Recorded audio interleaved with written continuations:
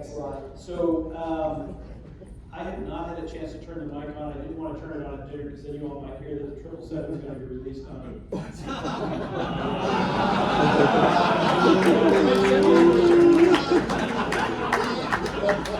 Come on, we had to start off there. Well, welcome to Houston, everybody. Welcome to the FSExpo 23. It's nice to be back. Can you all hear me? Yeah. If I start to fade out, just wave or something, and I'll speak up. So I was not originally planning to be here. I'll be candid.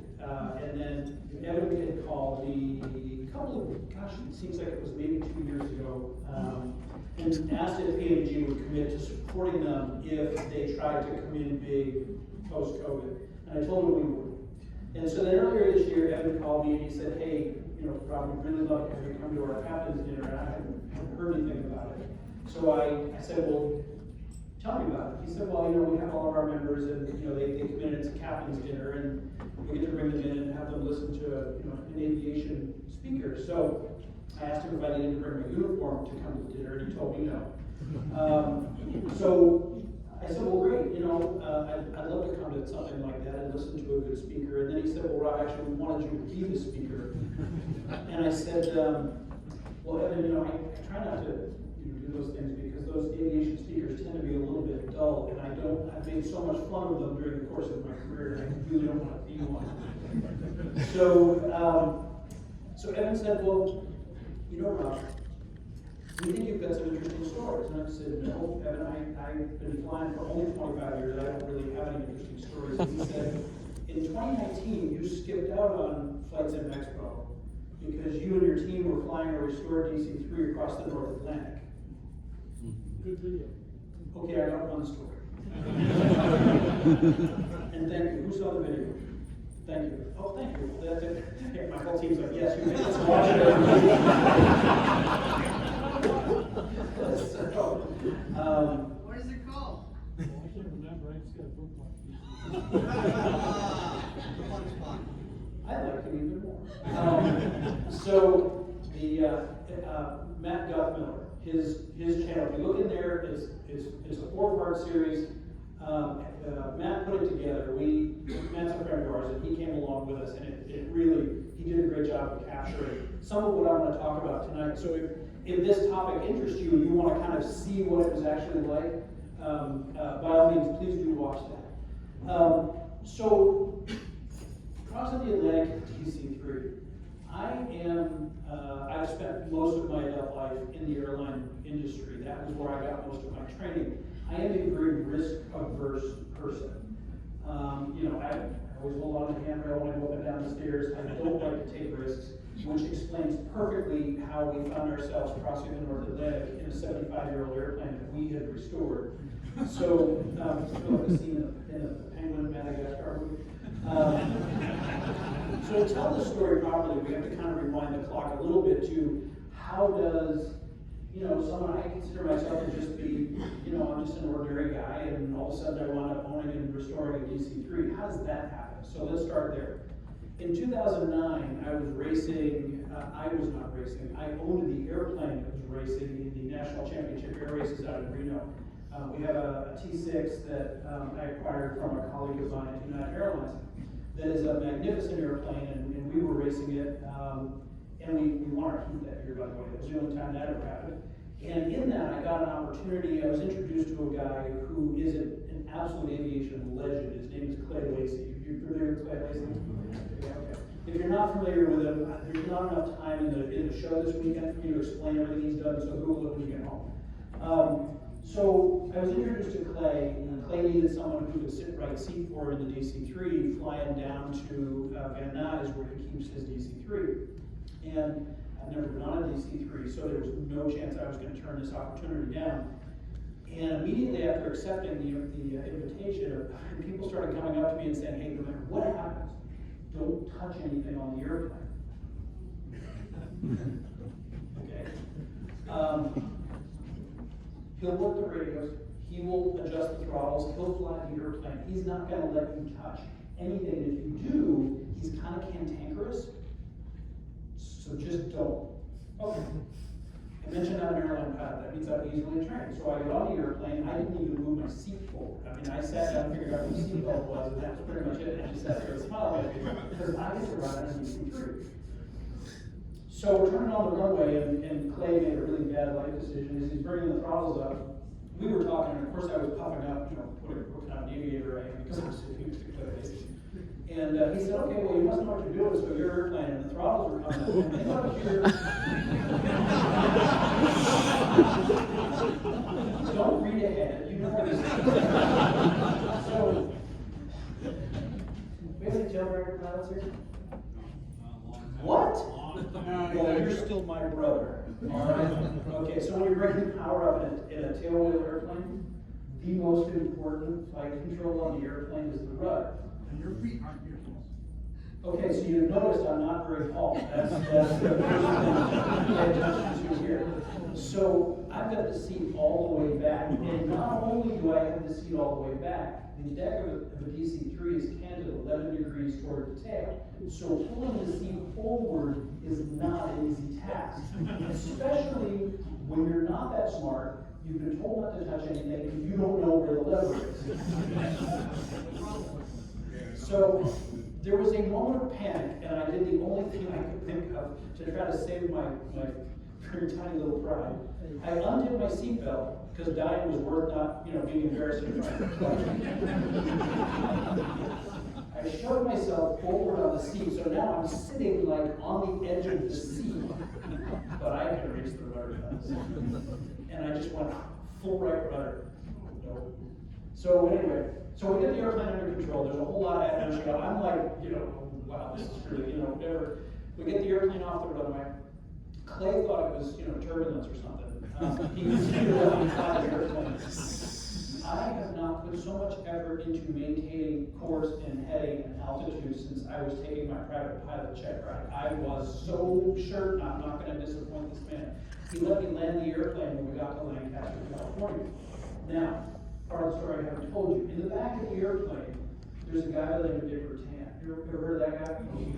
Apparently he designed an airplane or something. I don't know. So that's how I came to be sitting in a Greasy Spoon Cafe. Again, like I'm just like Joe Average Pilot, and here I'm sitting in a Greasy Spoon Cafe in Lancaster, California, which is like test pilot country, which I'm not.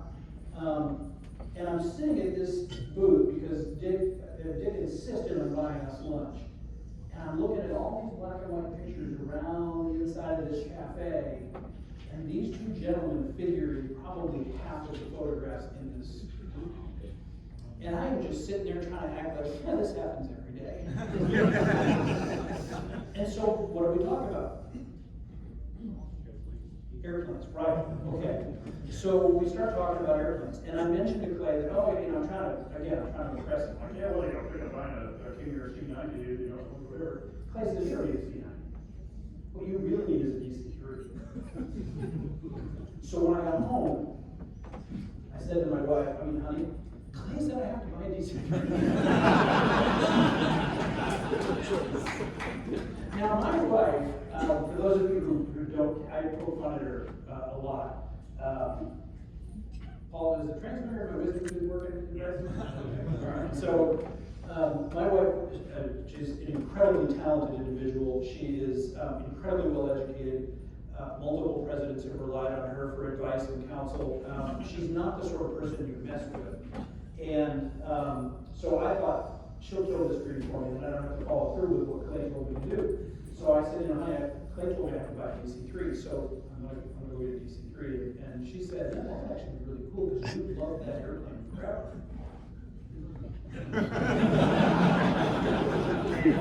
So I called my dad. Now my dad's a very practical man. He remains married to my mother. And I don't mean that to sound badly, I'm just trying to paint a picture here. So he remains married to my mother, which means he is very well motivated to provide me with the sort of advice that would keep me from screwing up and winding up living in her basement. And so I said, Dad, Clay Lacey told me I have to buy a DC-3, and Dad said, son, that is an absolutely impractical decision. I'm like, okay, can blame it on Dad. And then he said, but you can't take it with you. And you used to build models of those things all the time when you were a kid. I think you should do it. So I need to call somebody who's definitely going to talk me out of it. So, one of my long time dear friends, we were chief pilots together at an airline, and he is one of the most well thought out, careful, non-risk taking, incredibly smart, very well spoken, 747 captain, trainer, check airman type, like called out of central casting, we need the 747 guy that knows everything. They send Eric to you, okay? So I call Eric. And there's nothing that I want to do in life less than look dumb in front of Eric. Because I have Eric told he thinks I'm smart, so I'm trying to like maintain that. So I call Eric and say, Eric, I'm here playing this, he said I can buy DC3. And Eric said, let me ask you a question. And I'm like, oh, yes, I'm out there. And he said, where are you going to get trained to fly a DC3? Now, I don't want to look down in front of Eric, so I have a whole plan written out on the desk in front of me, and I proceed to read it through all the bullet points of how I'm going to make this work. And we get to the end of it, he goes, when do you think you're going to do this? I said, April, and he goes, cool, can I go with you? And that's how we bought a DC3. Very quick anecdote you can ask me about later if you're really interested in it. My first flight in the airplane as a type-rated pilot, the #2 engine just went done. And we had just got the airplane painted, and they had filled the intake tubes for the heat exchangers with paper that we didn't find on the pre-flight. So as we're in the process of, I'm trying to run the checklist on the airplane, and the cockpit starts to fill with smoke. It was a really exciting day. They always say like the worst thing that ever going to happen to you is going to be on your first flight of the day. For Lindy, who flies the Falcon with me, that's basically any day he flies with me. So a couple of years go by, we fly the airplane all over the country, and I got this idea that just kept percolating in my brain. It was horrible, it wouldn't go away. There's an organization called the D-Day Squadron here in the U.S. which is putting together a group of DC-3s and C-47s. And by the way, I use that term interchangeably. Yes, I know they are different. There's a lot of experts out there on the internet, as you probably know. Some smart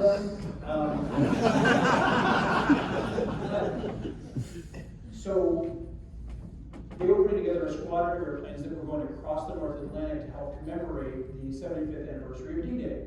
And I don't know what I thought Eric was going to say when I called him up and said, I think we should take the DC-3 to Normandy.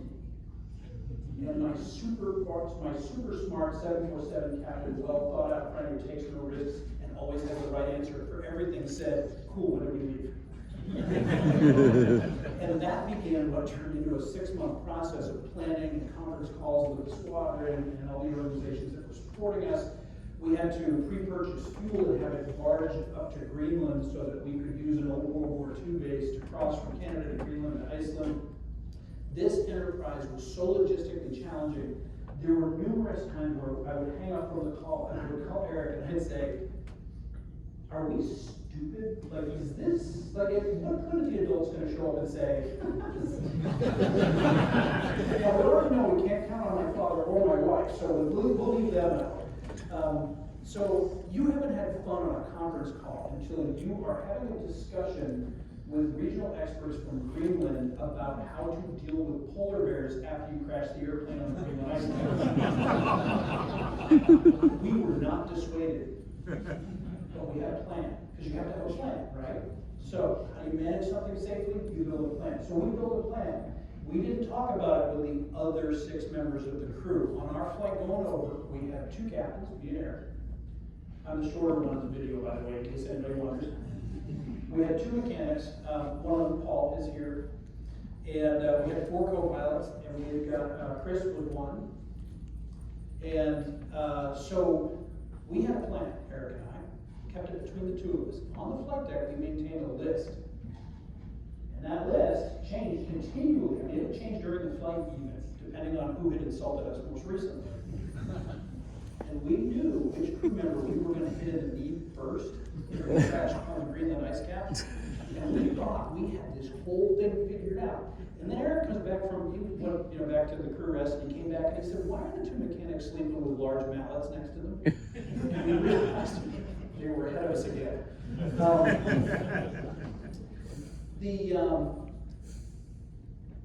Hang on, I lost my place. I left my notes at home, so I had to have my wife take a picture of them so I could, have them here. That's why I keep looking at my phone. On the flight out, we left Washington DC on my wife, our wedding anniversary. Yeah, that's the day we left. It's amazing, I'm still here. So we went up to Montreal. We spent a day with Mikey McBride. Anybody watches Plane Savers? Okay. If you haven't seen that, that's something else you can watch on YouTube. Plane Savers. We went up and spent a day with Mikey in Saint Hubert. And let me just tell you this about that. They say don't meet your heroes. Don't meet the people who you really look up to because they will only disappoint you. There is one exception to that, and that's Mikey McBride. Mikey was up to his eyeballs in stress and drama and work trying to get this airplane done for their show and all this other stuff. And we showed up there, you would have thought that we were a long-lost family from out of town, and he had nothing else to do but entertain us. He and his fiancee Stella, two of the nicest people that have ever set foot on this earth, and honestly, they are the sorts of people who give you a little hope that, humanity may not be all that bad after all. You meet the two of them, you will come away from there feeling like you are their family. So if you ever get the chance to go and see the McBrides, I strongly recommend it. Mikey is one of the nicest people in the world. So we left there. There's a couple of people on the PMDG team right now that are like, wait, you've got to tell them what happened to us in Montreal. No. So that's for you, Chris. We got delayed a day because the fuel truck. Never mind.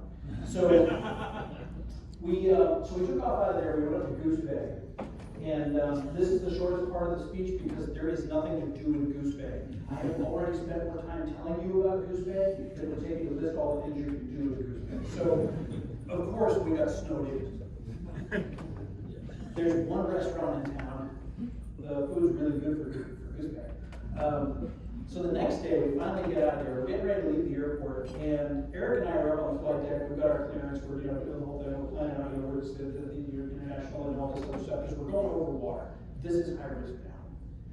And Chris, who's over here, he's in the room. The rule is you can only make fun of people in the room, right? So Chris, he's got a lot of experience flying Barons. And this guy lands and he taxis up and parks the Baron next to us, and so Chris can't help himself. So he goes over, he does his nose press, gets the last look at the other guy's Baron. And I think it pissed him off. Because this guy turns to Chris and he says, you guys going to Randazzo? That's up in Greenland, by the way. And there's a reason why you've never heard of it. And Chris says, yeah. And the guy goes, man, you guys are great. That's a suicide mission. I wouldn't do that today. So Chris comes up to the cockpit and he goes, so I just was talking to this guy. So we shut everything down, the whole crew reconvenes in a meeting room on the inside of the FBO to discuss why does he think it's a suicide mission? What are we missing? Everything's perfect. The weather's going to be beautiful. There is no reason why we shouldn't go. This dude scared us so badly we delayed the flight 2 hours trying to figure out whether he was lying to us or not. So we take off, we go to Randazzo. Now, brace yourself, Lydia, your turn. So this is an overwater leg, and this is an unusual overwater leg for one reason. Remember I said I'm risk averse? I don't ever leave the ground without an alternate plan. I have a plan, and my alternate plans have alternate plans. I always have a backup plan, except this one time. Because when we crossed the equal time point going from Goose Bay to Narsarsuaq, which is an old World War II airplane transfer base that is literally clinging to the side of a fjord at the bottom of a glacier with an uphill runway. It's like 4.7 degrees or something like that. And by the way, you always land and take off with a tailwind. It doesn't matter what time of day you're going around. When we cross our equal time point, there is only one runway in the world that we can reach. That is really frightening for somebody who was trained by an airline to never find himself in a position where there's only one runway in the world that you can reach. But there we were. So, Lindy, who's wondering what I'm going to say now, we had Lindy at home. Lindy was our backup. So we had satellite comms and so we were gonna text Lindy, like, hey, can you check on the weather for us right before we get to the ETP? And Lindy was gonna reply back with, thumbs up, thumbs down, and we had agreed, if Lindy says thumbs down, we go back to Goose Bay. Like, there is no moving around, this is serious stuff. I don't wanna have to ditch the airplane in a fjord in 0-0 conditions, because we can't find a runway, because that's what you deal with up there. It goes like that. So we start texting Lindy.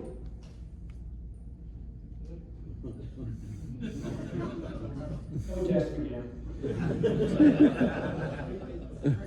Start wondering if the thing is on, so I text my wife. She answers. And we text Lindy again. Lindy had decided that would be the perfect afternoon to go have himself, was it a chicken salad sandwich? And he got a bone stuck in his throat. So while we're out there risking our asses, we're out there, Lindy's lounging in the hospital while they fish a bone out of his throat. Anyway, Lindy did eventually surface, like right before we got to our ETP, and he's like, it's all good, keep going. So we did. Love you. I am gonna hear it on the flight home on Sunday, let me tell you. I might have to call it sick. So we get to Narsarsawak, and I'll tell you, one of the coolest moments, anybody ever read Face is the Hunter? Okay, write this down. You got a pen? Write this down. If you like airplanes and aviation and sort of the classic era of where we were, as a species, we were figuring out how to do this, read Fate is the Hunter. It is one of the finest books ever written about aviation. And there's a huge chapter about what it takes to land at this particular airport. Of course, we've all read it, so we're scared. So we landed in Goose Bay, and the agent, as we came down the stairways, he looked at us and he smiled, and he said, welcome to Bluey West 1, which is the name of the base when it was classified during World War II. And honestly, I got goosebumps. It was so incredible for us, as just like average pilots, to be setting foot on hallowed ground that helped to win World War II for the Allies. So we had a wonderful time at NARS. We crossed the Bismarck Sea, and we were doing that right around the 80th anniversary of Bismarck taking out the HMS Hood, which was sort of interesting. What was frightening about it was the risks. And what were they? Well, ice. Ice and piston airplanes don't get along very well. Jet airplanes don't mind ice quite so much because with a turbine airplane, we get so much energy being produced by those engines, you can heat things and keep ice from accumulating. Not so on a DC-3. You've never seen serious looks on pilots' faces until you realize that you can't look out the window to see how much ice is on the wing because the windows have been iced over too. So you gotta send someone back in the cabin to look out, see how the ice is doing. And of course, then you have to trust what he tells you when he comes back, and you wonder, does that panic sound in his voice? Is that because he's unbelievable? So, the other issue we had constantly was fuel consumption problems. So we had to make sure that we, because we could spring a fuel leak or have some other issue, misset this or that. Radial engines are very temperamental. You've got to make sure they're set up just perfectly to get the fuel flows right. And the gauges are, World War II vintage. It's not like they're digital gauges telling us how much gas we have. It's kind of an estimation. As you watch them even do this, you try to average out. Oh, looks like it's about right. Yeah, okay. Sleep was a big deal. And it was one of the things that, as the sort of the mission commander, I underestimated how much strain would be on me. Because we would land places and we would all go out for dinner, have a hoo-ha, how great we are. We'd celebrate that adrenaline rush that we lived. And we would have dinner and then we'd go back to the hotel room. And for the crew, they, the way I tell stories, they would all go blissfully to sleep because they had not a care in the world. And I would start the next day doing all the international filing, making sure customs was notified, rechecking the fuel plan, weather, all this kind of stuff. I got very little sleep, and I tended to sleep on the airplane during my crew rest, which was always interesting when whoever had to wake me up, and I'd startle awake and realize where I was, and then start to worry, do I need to panic yet or not? So there were a lot of risks in this crossing, and we sort of had to manage them as we went. The airplane, however, treated us marvelously. We flew the airplane in the round trip, we flew all over Europe in the round trip coming back. We flew the airplane about 120 hours. We had a single maintenance squad in the entire trip. And for a DC-3, that is probably some kind of record. And of course, because this is the way things go, Matt Guthmiller captured the whole thing on video, so that's what got uploaded to YouTube, not the other 119 hours that went to perfect. So, what's it like to fly a DC-3? That's one of the questions that I get asked a lot. The DC-3, it's got 24 feet, it's a 24-foot long ailerons. Adverse, y'all? Does that mean something to anybody? The DC-3, if you go and read a book about aviation, they always tell you to lead with your feet. You add a little bit of rudder, then add a little bit of ailerons. The DC-3 absolutely has to have that. If you try to use the ailerons to roll the DC-3, the only thing that's going to happen is you move that yoke, the tail's going to go back and forth like this. That's all. You gotta lead with your feet. You get the nose to start to move just a little bit. You start to feed a little bit of aileron, a little bit more pressure on the rudder. If you do that just right, this airplane will roll so sweetly into a turn. Little thumb twitch on the trim wheel.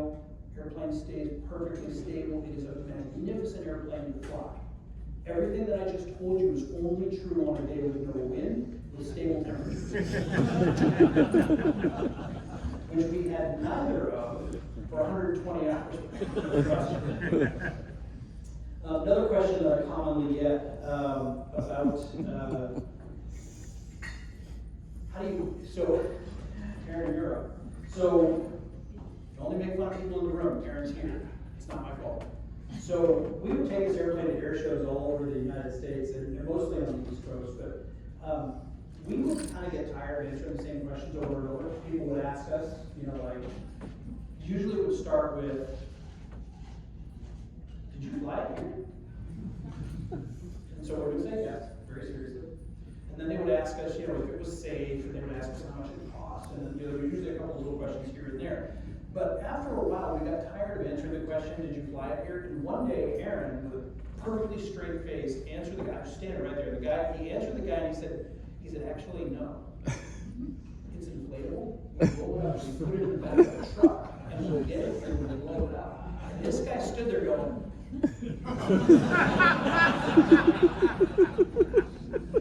and he went, wow. And walked away.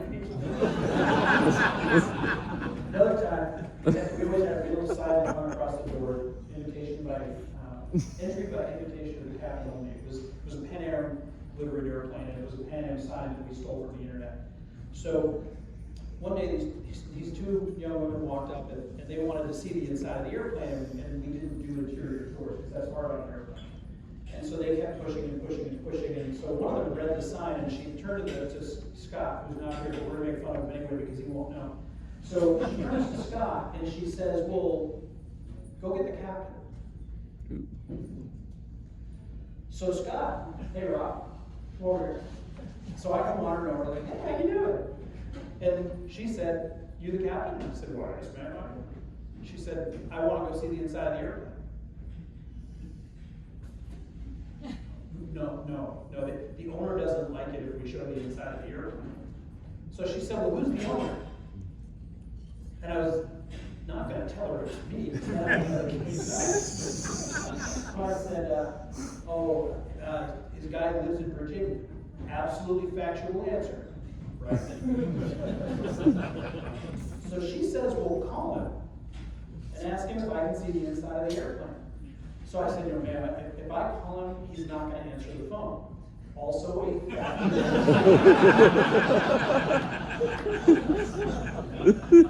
And she said, why not? And Scott chimes in and he goes, ma'am, because that owner's an asshole.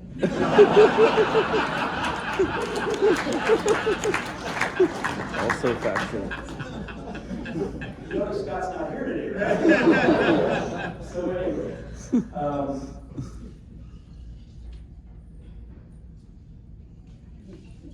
sorry, I should have been a doctor.